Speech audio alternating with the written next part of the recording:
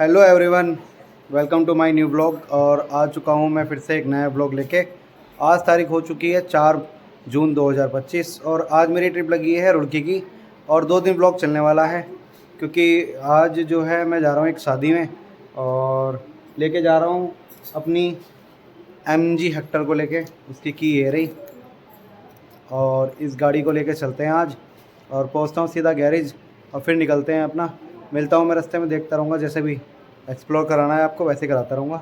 Okay, निकलते हैं। हाँ, तो फाइनली मैं पहुँच चुका हूँ अपनी हेक्टर पे और इसको लेके निकल रहा हूँ मैं आज रुड़की के लिए। तो देखते हैं आज का दिन एक्सप्लोर करते हैं कैसा जाता है। अभी बज रहे हैं शाम के 4:30 क्योंकि आज दोपहर बाद का ही प्रोग्राम था। तो एक शादी थी वो निमटनी है आज। निमटने के बाद में जो है अपना हम भी कल फ्री हो जाएंगे। तो आज ज़्यादा कुछ क्या रहने वाला कुछ पता नहीं, अब देखते हैं। कल तक व्लॉग रखूँगा मैं इसको। अब चलते हैं लेके इसको।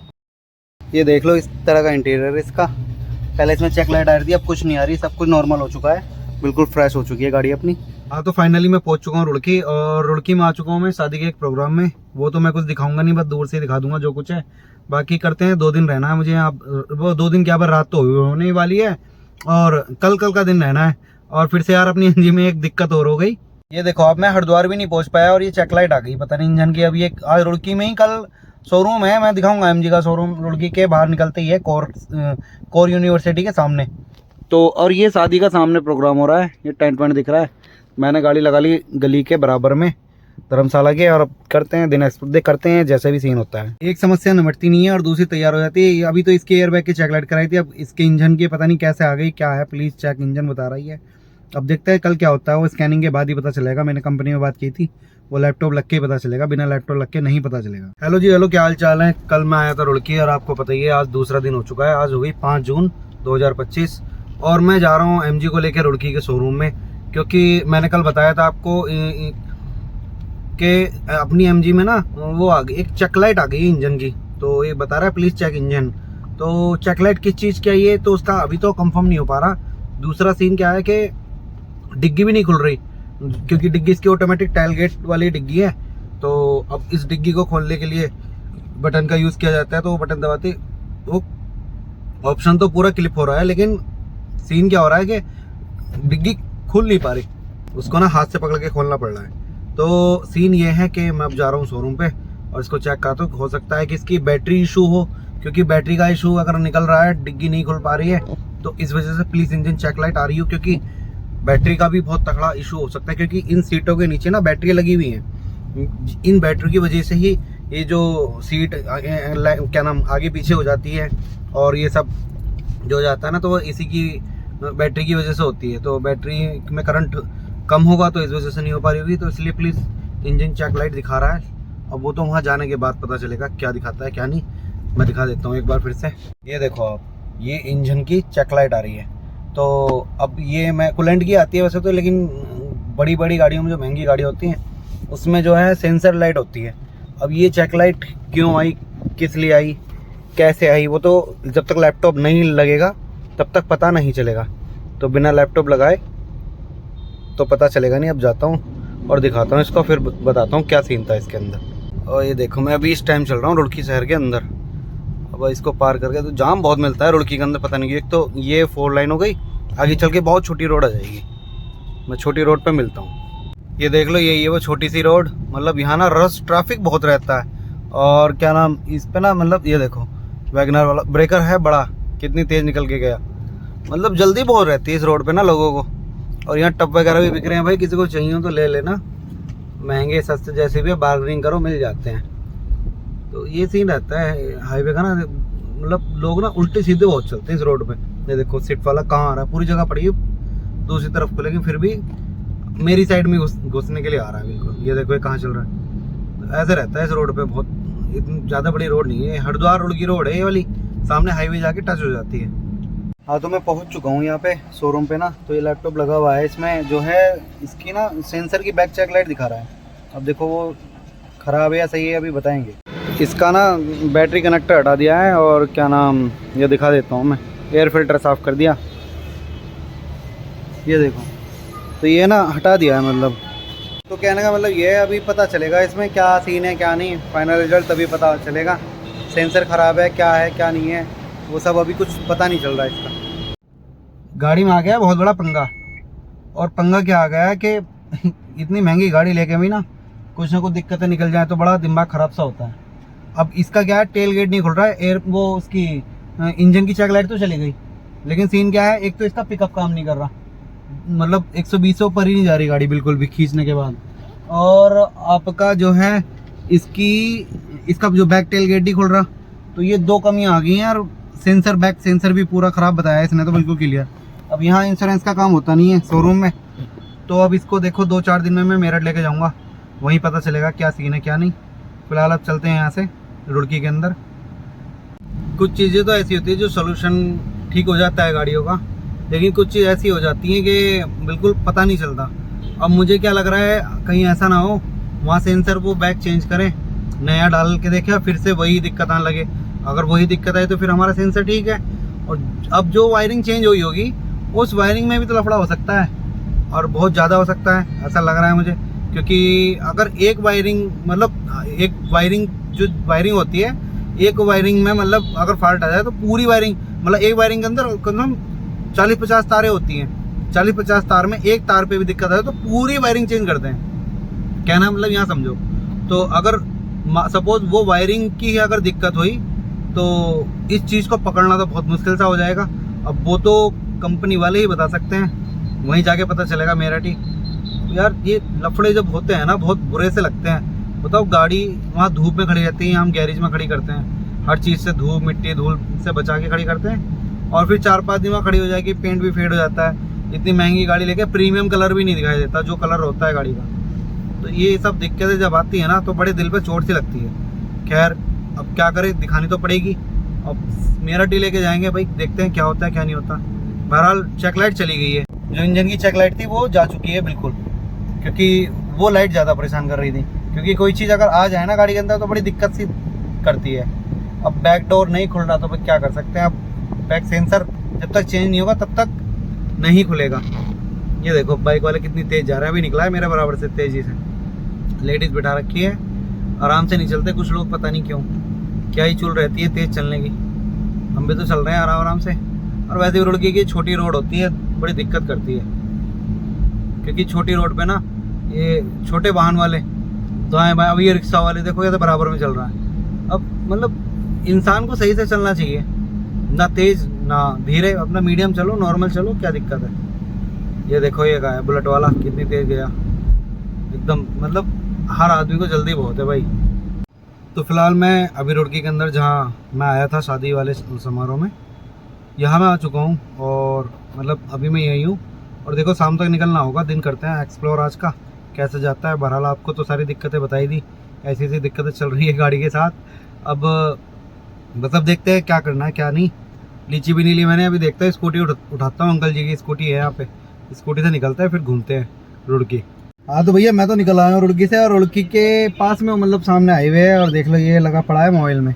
और अभी मैं रुका हूँ पेट्रोल पंप पे, ये रहा भारत का पेट्रोल पंप, यहाँ रुके हुए हैं भैया गए वॉशरूम। ये देखो सामने बंदा कितने मजे ले रहा है पानी के। ये देखो अभी ईंट पे इसने पानी गिरा था, और अभी इसने नहाना शुरू कर दिया ईंट के ऊपर ही। यार क्या मस्त मज़े से नहा रहा है ना, ये होता है गर्मी के मज़े भाई साहब, बंदा चाहे जैसे नहा लो। ये देखो इसने खोल लिया शैम्पू, और ये लगा लिया इसने ये हाथ पे, अब लगाएगा ये अपने सिर पे। अरे सिर पे ही लगाएगा ओबेसली, लगा भाई लगा, जल्दी लगा। क्या जी, ये लगा लिया, ये पोत लिया, ये देखो वो कर लिया झाग झाग, अरे फटाफट नहाना शुरू करेगा अब। गर्मी का भी अलग ही मजा है, गर्मी में ना चाहे जैसे नहा लो कोई दिक्कत नहीं है। जाड़ों में एक बाल्टी पानी गर्म करो और बस एक ही बाल्टी में नहा लो, गर्मी में चाहे 10 बाल्टी बनाओ 20 बनाओ कोई दिक्कत नहीं। लेकिन वाटर को सेव करना चाहिए, सेफ ही रखना चाहिए, जितना बचाओगे उतना अच्छा है। हाँ तो इस वक्त मैं आ चुका हूँ नमामि गंगे घाट पे, चंडी घाट। आज गंगा दशहरा है, तो गंगा दशहरा की हार्दिक शुभकामनाएं। और आज हम यहाँ डुबकी लगाते हैं गंगा दशहरा की, और उसके बाद चलते हैं, क्योंकि क्राउड भी बहुत बड़ा हुआ है और भीड़ भी बहुत है। मैं दिखा देता हूँ आप, ये देखो कितनी भीड़ है, मतलब लोग यहाँ बैठे हुए हैं काफ़ी, और सब नहाने धोने के लिए आए हुए हैं गंगा दशहरा मनाने। और ये देखो काफ़ी भीड़ है, सामने लोग नहा रहे हैं। और दूसरी चीज़ क्या है, मैं ट्रैफिक में ही बहुत ज़्यादा भीड़ थी, और बहुत ज़्यादा रास्ता देखो, यहाँ लोग अपना स्नान कर ही रहे हैं। ये देखो कितनी भीड़ है, हम नमामि गंगे घाट पाए, वहाँ गाड़ी जा नहीं सकती थी हर की पौड़ी, इस वजह से मैं यहाँ आ चुका हूँ।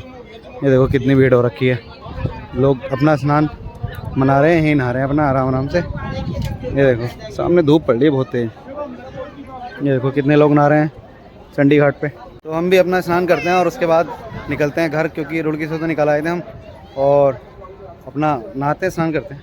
आ चुका हूँ मैं, गंगा दशहरा हो गया हमारा पूरा, और नहा के अपना जो भी गंगा मैया जितने ही हमारे पाप धोना चाहें धो सकती हैं। अब चलते हैं सीधा गाड़ी लेके घर।